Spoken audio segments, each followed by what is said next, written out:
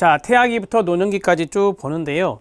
우리가 이게 9단계거든요. 9단계인데 그 중에 한 단계 정도는 좀 빠져서 안 나올 수 있습니다. 그래서 8문제 정도 예상이 됩니다. 태아기 문제는 꼭 나오는데요. 태아기에 관한 설명 중에서 옳은 것은입니다. 1번, 임신했을 때의 단계를 3단계로 나누는데 배종기가 1번이고요. 배아기가 2번이고 태아기가 3번이 됩니다. 이 순서대거든요. 자, 우리가 수정란에 착상되는 2주까지의 시기가 바로 배종기입니다. 자, 그리고 8주, 2주에서 8주까지를 우리가 배아기라 하고 그 다음에 8주 이후를 태아기다 이렇게 정리하시면 돼요. 2, 8 이런 식으로 외우시면 돼요. 2주, 8주. 자, 그 다음에 조산 아의 생존 가능은 대개 임신 25주로 간주합니다. 임신 25주는 이 조산아의 생존 가능 임신 주기다 이렇게 보시면 됩니다. 임신 25주 맞습니다. 태아의 움직임을 알 수 있는 시기인데요. 태동이라고 하죠. 태동을 알 수 있는 시기는 8주는 너무 빠르고요. 거기에 2배 16주에 가능하다라고 합니다. 다운 증후군이 있고 클라인펠터 증후군이 있습니다. 우리 시험에 하나 더 나오는 게 터너 증후군이죠. 자, 우리가 다운 증후군은 성염색체 이상이 아니라 21번 염색체가 하나 더 있습니다. 21번 염색체가 하나 더 있습니다. 그게 바로 상염색체입니다.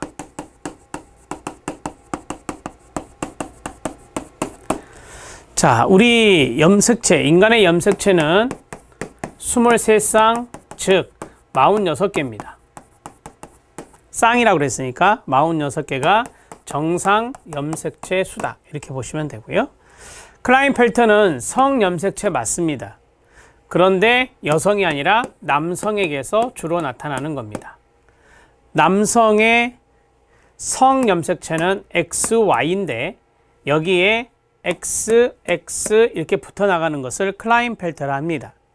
자, 그 다음에 터너 증후군도 성염색체 이상인데 터너 증후군도 성염색체 이상인데 이거는 여성에게서 나타나는 것입니다.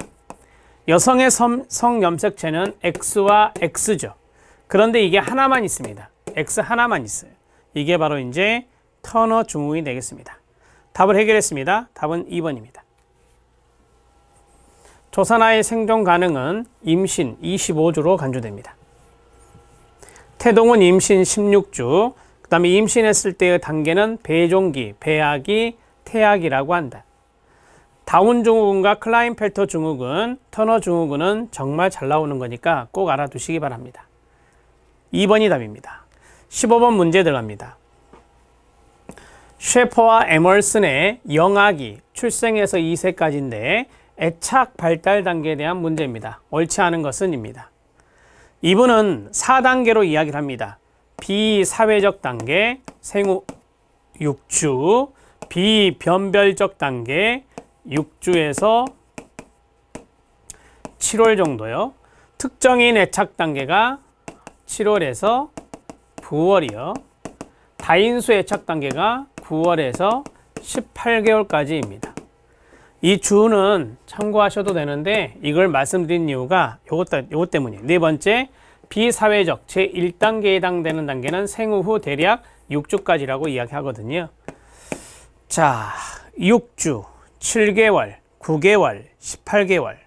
다시 해봐요. 시작. 6주, 7개월, 9개월, 18개월 요 정도로 머릿속에 넣으시면 됩니다. 셰퍼와 에멀슨이 말한 애착 발달 단계는 4단계였습니다. 특정인 애착 단계가 여기 있네요. 3단계에 해당되는 거. 영아는 낯선 사람을 두려워하고 경계하겠죠. 왜? 특정인에게만 애착이 형성됐기 때문에 낯선 사람을 두려워하고 경계하게 되는 겁니다. 비변별적 애착 단계가 여기입니다. 비변별적 애착 단계는 영아는 격리에 대한 저항을 나타내지 않을까요? 나타냅니다. 나타낸다 이렇게 보시면 됩니다. 대개 6주에서 7개월 정도 되면은 여기에 5개월이 포함되어 있잖아요. 5월달. 5월달부터 한 15개월 정도까지는 우리들이 낯가림도 하고 분리불안도 나타나고 이렇게 이야기하거든요. 그래서 격리에 대한 저항이 나타난다라고 해야 됩니다. 비변별적 애착 단계에서는 그렇습니다. 3번 탈락. 4번 맞고요. 다인수 애착 단계는 쉽게 말하면 주 애착 대상이 있을 거 아닙니까? 주 애착 대상 외에 다른 사람들, 다인수라 했으니까 다른 사람들과 애착이 형성되는 걸 말합니다. 주 양육자 외의 다른 사람과도 애착을 형성하는 단계가 다인수 애착이다. 이렇게 말할 수 있습니다. 맞습니다. 답은 3번입니다. 15번은 조금 지엽적이지만 영아기 때 중요한 게 애착 형성이기 때문에 애착과 관련된 문제도 출제될 수 있을 것 같아서 내봤고요. 16번 들어갑니다. 유아기입니다. 학령정기라고도 하고요. 3에서 6세. 되게 우리 시험에 유아기 하면은 이렇게 나와요. 3에서 6세로 나옵니다. 초등학교 들어가기 전. 자, 옳지 않은 것은입니다. 되게 3에서 6세로 이야기했을 때 지그문트 프로이트는 이걸 남근기라고 했어요. 에릭스는 이것을 학령정기라고 했어요. 학령정기는 신불자수 주죄, 주도성돼 죄의식의 단계가 돼요. 이해됐죠? 네. 그 다음에 피아제의 인지발달 단계로 한다면 전 조작기에 해당돼요. 전 조작기는 2세에서 7세까지니까 전 조작기가 여기에 들어갈 수 있겠습니다. 되셨나요? 네. 그 다음에 콜버그의 도덕성 발달로 해볼까요? 콜버그의 도덕성 발달에서는 전 인습 수준에 해당됩니다. 전 인습 수준에 해당됩니다. 전 인습에서 인습으로 넘어가는 나이가 10살이에요. 그래서 3에서 6세는 전 인습 수준에 해당된다라고 봐야 됩니다. 피아제는 타짜라고 했죠. 타율적 도덕성에서 자율적 도덕성인데 이것도 넘어가는 단계가 9살에서 10살이거든요. 그러면 타율적 도덕기라고 말할 수 있어요. 타율적 도덕기라고 말할 수 있어요. 이거는 콜버그의 이야기고요. 이건 콜버그의 이야기고 여기는 피아제 이야기입니다. 피아제의 도덕 발달 단계도 있거든요. 그래서 타율적 도덕기라고 말합니다. 이렇게 정리하시기 바랍니다. 이성 부모에 대한 각별한 애정을 드러나는 시기다. 이게 바로 누가 말했죠? 네, 컴플렉스 시기 아닙니까? 오이디푸스 컴플렉스와 엘렉트라 컴플렉스, 남근기에 해당되는 거 맞습니다. 직관적 사고 능력이 발달한다. 이게 전조작기의 특징이거든요. 네, 맞습니다. 전조작기 때는 직관적 사고 능력이 발달합니다. 보존 개념이 획득되지 않아서요. 길다란 물과 넓적한 물에 똑같은 물이 있는데 길다란 물이 좀 많아 보이죠. 높이 올라와 있으니까 이게 많아요 라고 말할 수 있는 게 직관적 사고 능력입니다. 타인의 관점을 고려할 수 없다. 네, 맞습니다. 전조작기 때는 타인의 관점을 고려할 수 없기 때문에 그렇습니다. 자신의 성 역할은 인식한다. 성 역할 인식. 그래서 장난감 가지고 잘 노는 시기가 바로 여기입니다. 남자들이 갖고 노는 장난감과 여자아이들이 갖고 노는 장난감이 다르죠. 이게 바로 성 역할 인식을 했다라고 하는 것입니다. 성 역할을 인식한다 맞습니다. 타율적 도덕성에서 자율적 도덕성으로 전환되는 시기는 9살에서 10살이라 했으니까 학령기라고 해야 됩니다. 학령기 또는 아동기 때 바로 전환이 된다. 이렇게 말할 수 있겠죠. 답은 5번이 되겠습니다. 그러니까 이런 발달 단계 풀 때 학자들의 이론을 알아야 문제가 좀 쉽게 풀리는 거에 경향이 있어요. 학자들의 이론을 먼저 공부하는 것이 그래서 맞습니다. 17번 문제에 들어갑니다. 아동기 문제를요. 초등학교 들어갔습니다. 옳지 않은 것은 입니다. 지적 기능이 분화됩니다. 아주 다양한 공부를 하죠. 많은 과목을 배우죠. 인지적 기능이 분화되고요. 객관적인 지각이 가능해지는 시기입니다. 네, 맞습니다. 1번 질문 잘 알아놓으세요. 인지적 기능을 지적 기능이라 합니다. 인지적 기능이 분화되어서 객관적인 지각이 가능해지고요. 초등학교 시기 때 자기중심성이 완화가 됩니다. 역할 수용이 가능해지는 시기다라고 했습니다. 네, 맞습니다. 이건 이제 조망 수용 능력이라 하거든요. 조망 수용 능력. 타인의 관점을 이해하는 겁니다. 타인의 관점을 이해할 수 있습니다. 타인 관점 이해 가능이라고 쓰면 돼요. 자기 중심성에서 벗어나야 이게 가능해지는 시기입니다. 정서적인 부분에서는 통제와 분화된 정서 표현이 가능해집니다. 정서적인 부분에 대해서 통제가 되고 분화된 정서 표현도 가능해져서 이 정서적인 부분이 좀 안정되죠. 정서 안정과 연관성이 있습니다. 그 다음에 청소년기 때는 그렇습니다. 질풍노도의 시기죠. 감정의 기복이 심하고요. 정서적인 부분에 변화가 많이 일어나죠.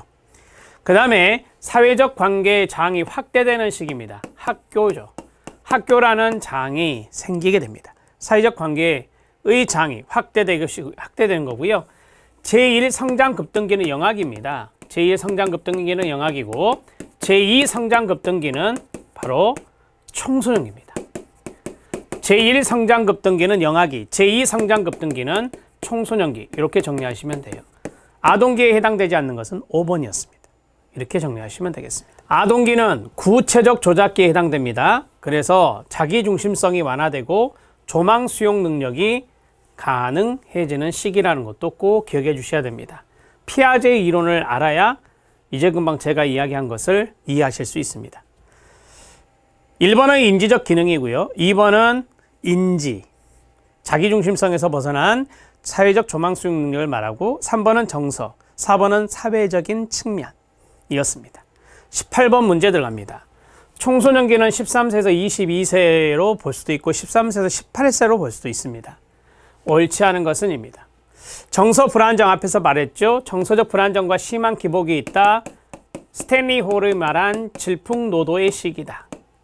신체적 발달 측면에서 가속화 현상이 있나요? 네, 맞습니다. 급격한 신체 발달과 연관성이 있죠. 급격한 신체 발달과 연관성이 있습니다. 자, 그 다음에 자아 정체성의 유시를 거쳐서 정체성을 확립하는 게 아니라 유애를 거쳐서 충분한 위기 경험을 해보는 거죠. 충분한 위기 경험을 해보고 자, 그로 인해 정체성을 확립하는 발달 과업이 있다. 뒤에는 맞지만 여기가 틀렸네요. 자, 그 다음에 사회적 측면에서 독립된 대인관계를 구축한다. 또래, 집단. 또래, 집단이 중요한 관계 범위가 되죠. 성적 호르몬으로 인한 성숙이론입니다. 성적 성숙이라 하죠. 성적 성숙이 이루어진다. 자, 남자 청소년과 여자 청소년의 호르몬이 다릅니다. 자, 안드로겐, 남아, 그 다음에 테스토스테론이라고 하는 것은 바로 남자. 그 다음에 여자는 에스트로겐입니다. 시험에 가장 많이 나오는 게 에스트로겐입니다. 프로게스테론도 있습니다. 프로게스테론. 자, 이 정도만 아시면 돼요. 이 정도만. 우리 시험에 나왔던 게 하나, 둘, 세 개로 기억합니다. 이 세 가지 정도는 기억하시죠. 자, 답을 해결했습니다. 답은 3번. 자아 정체성의 유애를 거쳐서 정체성의 확립. 이게 바로 청소년기의 발달 과업적인 측면에서 특징이 되겠습니다.